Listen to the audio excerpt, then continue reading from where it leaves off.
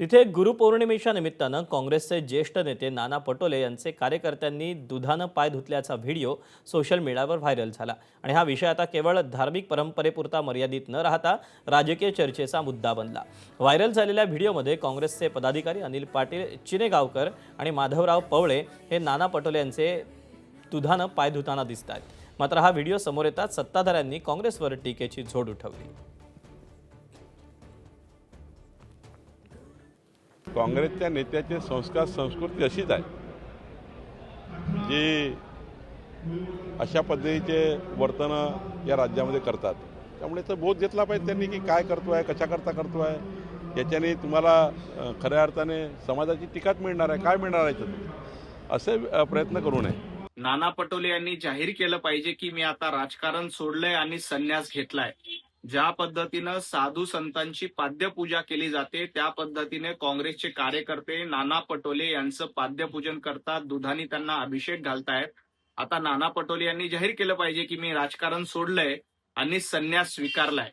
खरं तर कुठल्याही कार्यकर्त्यानं, मग तो भारतीय जनता पार्टीचा असू द्या किंवा काँग्रेसचा, अशा पद्धतीनं कार्यकर्त्यांकडनं पाद्यपूजन करून घेणं हे अतिशय चुकीचं आहे।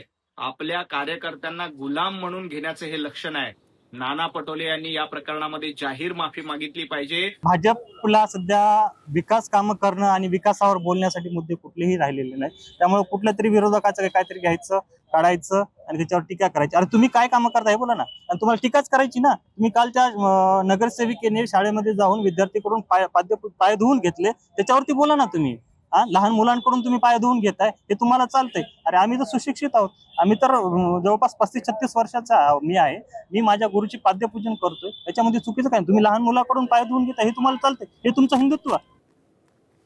दरम्यान या प्रकरणावरून भाजपा आमदार चित्रा वाघ यांनीही नाना पटोलेंवर टीका केली। पाहूया। नानाच्या नाना कळा, फरक स्पष्ट आहे। देशाचे प्रधानमंत्री नरेंद्र मोदीजींनी राम मंदिर उभारणाऱ्या कारागिरांचे, गंगा स्वच्छ करणाऱ्या सफाई कर्मचाऱ्यांचे पाद्यपूजन करून त्यांच्या श्रमांचा आणि सेवाभावाचा सन्मान केला। आणि इथे नाना पटोले स्वतःचेच पाय कार्यकर्त्यांकडून धुवून घेतायत। एका बाजूला सेवेचा संस्कार, दुसऱ्या बाजूला सरंजामशाहीचा अहंकार। लोकशाहीत नेता कार्यकर्त्यांच्या मनात असतो, त्यांच्या पायावर नाही। पण काय करणार, नाना तुमच्या पक्षाचे विचार तुमच्या कृतीतून आणि वृत्तीतून दिसून येतात।